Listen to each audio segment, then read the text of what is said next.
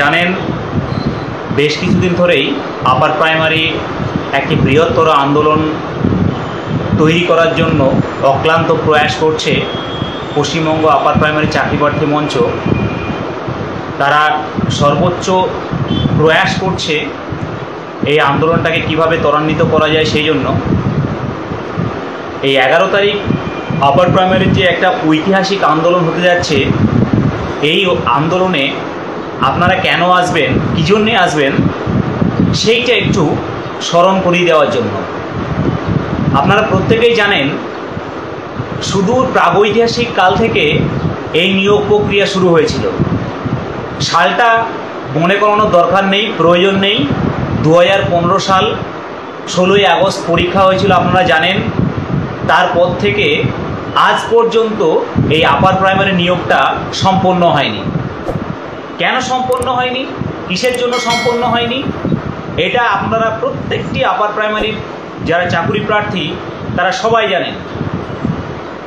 একটা চাকরির পরীক্ষায় দুবার ইন্টারভিউ, যেটা ভারতবর্ষের ইতিহাসে বিরল। মানে এই ঘটনা পৃথিবীতে আর কোথাও ঘটেছে কিনা আমার জানা নেই, যে একটা চাকরির পরীক্ষায় দুবার ইন্টারভিউ দিতে হয়, তারপরেও নিয়োগ পাওয়া যায় না। এটা আশ্চর্যের বিষয়। এতটা সত্ত্বেও আমরা যারা আপার প্রাইমারি চাকরি প্রার্থী আছি, আমরা কিচ্ছু বলতে জানি না। আমাদের যে বৈধ অধিকারের লড়াই, সেই লড়াইটা আমরা করতে শিখিনি আজ পর্যন্ত। দীর্ঘদিনের যে টালবাহানা, এই টালবাহানাকে মুখ্য জবাব দেওয়ার জন্য আমাদের যে মানসিকতা দরকার ছিল, সেই মানসিকতা আজ পর্যন্ত আমরা কিন্তু তৈরি করতে পারিনি। আমাদের অধিকার, আমাদের বৈধ অধিকার 7-8 বছর ধরে নাটকের পর নাটক, নাটকের পর নাটক, একটার পর একটা চলতে আছে। চোখের সামনে প্রাইমারি নিয়োগ হয়ে আছে, 9-10 নিয়োগ হয়ে আছে, 11-12 নিয়োগ হচ্ছে, গ্রুপ সি ডি সমস্ত কিছু নিয়োগ হচ্ছে। আবার একবার পরীক্ষা দেওয়ার পরে দীর্ঘদিন পরে আবার তারা নিয়োগ পেয়ে যাচ্ছে একটা পরীক্ষা দেওয়ার পর। অথচ আমরা আপার প্রাইমারি চাকরি প্রার্থীরা কি পাচ্ছি? মূল্য ঘন্টা, কিচ্ছু পাচ্ছি না আমরা। কি ভুল করেছে, কি না করেছে, কোর্টের সমস্যা, এই সমস্যা, সেই সমস্যা। আর ওখানে গেলেই জিজ্ঞাসা করলেই বলে যে এই তো বাবু তোমাদের হয়ে যাচ্ছে। কই, কোথায় হচ্ছে? কতবার আমরা আসলাম, বললাম, বুঝালাম, চেষ্টা করলাম, তা সত্ত্বেও কিন্তু শেষ পর্যন্ত আমাদের কোনো কিছুই, কোনো প্রসেস বা পদ্ধতি কিছুই হচ্ছে না। আপনারা লাগাতার শুনছেন যে এই কোর্টে আজকে হিয়ারিং হবে, এই কালকে হবে, এই সিরিয়াল নাম্বার এত, সিরিয়াল নাম্বার অত, অথচ কি হচ্ছে? আলটিমেটলি হিয়ারিংটাই হচ্ছে না। কিসের জন্য এই জটিলতা? এত বৈপরীত্যমূলক আচরণ আমাদের সঙ্গে, আপার প্রাইমারিদের সঙ্গে কেন? এই বিমাতৃসুলভ আচরণটা আমাদের সঙ্গেই বা কেন? উনি বলছেন নাকি যে আগে হেডমাস্টার মশাই নিয়োগ করবেন, তারপরে আবার যারা ওয়েটিং লিস্টে আছেন তারা নিয়োগ করবেন, গ্রুপ সি নিয়োগ করবেন, ওয়ার্ক ফিজিক্যাল নিয়োগ করবেন, কিন্তু আপার প্রাইমারি জটিলতা মিটলে তবেই নিয়োগ করবেন। এটা আশ্চর্যের বিষয় নয়? আপার প্রাইমারিরা দীর্ঘদিন ধরে বসে আছে।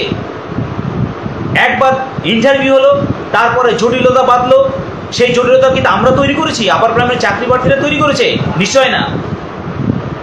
যারা করলো, যারা দুর্নীতি করলো, যারা সমস্যা তৈরি করলো, তারা আজ পর্যন্ত তাদের কোনো বিচার নেই, বিবেচনা নেই, তাদের নিয়ে কোনো কথা নেই। আবার দ্বিতীয়বার হলো, আবার দ্বিতীয়বারও সেই একই জিনিস, একই চলে যাচ্ছে, একই প্রসেস চলে যাচ্ছে। কেন, কিসের জন্য? কতবার বলতে হয় এই নিয়োগটা করার জন্য? এটা অদ্ভুত মনে হচ্ছে না আপনাদের? আমরা কিছুই করতে পারছি না। আপনারা দেখুন চোখের সামনে 400-500 দিন ধরে আন্দোলন চালাচ্ছে। তাদের কুর্নিশ জানায় তাদের লড়াইকে। তারা চাকরি পাক, এটাও আমরা চাই। তাদের লড়াই আজকে সফলতার দোরগোড়ায় এসে পৌঁছেছে। আবার নাকি শুনছি নতুন নিয়োগ। যে ছেলেটা বা যে মেয়েটা, যে চাকরি প্রার্থীরা 25 বছর বয়সে পরীক্ষা দিয়েছিল, তার বয়স আজ কত? 32-33। তার মানসিকতা কোন জায়গায় গিয়ে পৌঁছেছে বলুন তো? আপনাদের মানসিকতা কোন জায়গায় গিয়ে পৌঁছেছে? সমাজের কাছে প্রাপ্ত, পরিবারের কাছে প্রাপ্ত, যারা পরিবারের সব থেকে প্রিয়জন আপনজন তাদের কাছেও আপনি প্রাপ্ত, সমাজের কাছে তো দূরস্থ, সমাজের কাছে তো আপনি কিছুই না, নাথিং। চোখের সামনে আপনার জুনিয়ররা, আপনার সিনিয়ররা আজকে জব করছে, আর আপনি যোগ্যতা থাকা সত্ত্বেও আপনি আজ পর্যন্ত বাড়িতে বেকার অবস্থায় বা বেকার দশায় কাটাচ্ছেন। কিসের জন্য?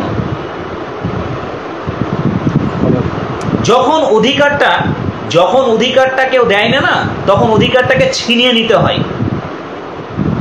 সেই ছিনিয়ে নেওয়ার জন্য আপনাদের 11 তারিখ অবশ্যই আসতে হবে।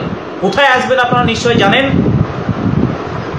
করুণাময়ী বাস স্ট্যান্ড, বেলা 12টার সময় আপনারা নির্দ্বিধায় চলে আসুন। একবারও ভাববেন না যে কিসের জন্য যাব আমরা। এটা আপনার অধিকারের লড়াই, আমাদের অধিকারের লড়াই। এই লড়াইয়ে স্বতঃস্ফূর্তভাবে সামিল হন। কতজনকে অ্যারেস্ট করবে পুলিশ? করুক আমাদের অ্যারেস্ট, আমরাও দেখাতে চাই আমাদের শক্তি কতটা। না করলে কি হবে? আজকে যদি আমরা এই আন্দোলনটা না করি, আজকে যদি আমরা না জানাই, আপনারা নিশ্চয়ই এর আগে একটা গল্প শুনেছিলেন যে ছেলে না কাঁদলে মা তাকে দুগ্ধ পান করায় না। কোনো একজন বলেছিলেন, প্রাক্তনী, উনি হয়তো আজকে সেই পদে নেই, কিন্তু তার উত্তরসূরিরা রয়েছে পদে। তাদেরকেও এটা বোঝাতে হবে যে আমাদেরও পেটে খিদে আছে। আমাদের এই দীর্ঘ 7 বছরের 8 বছরের বঞ্চনার জন্য, এই যে আমাদের প্রতি যে বঞ্চনাটা হচ্ছে, সেই বঞ্চনার প্রতিবাদে আমরা কিন্তু অবশ্যই কোথায় আসবো?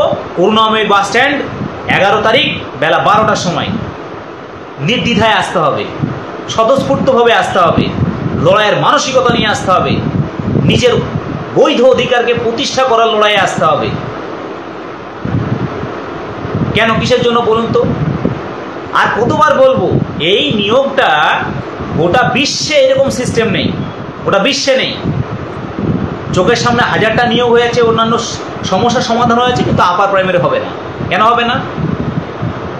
কারণ আমরা এর জন্য নিজেরাও যেমন দায়ী, তারাও দায়ী।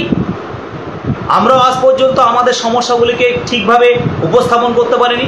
বর্তমান সিস্টেমটা আপনারা দেখছেন যে যারা লড়াই করছে, যারা নিজের বৈধ অধিকারকে প্রতিষ্ঠা করার জন্য চেষ্টা চালিয়ে যাচ্ছে, হয়তো তারাই কোনো একটা সময় গিয়ে সফল হচ্ছে।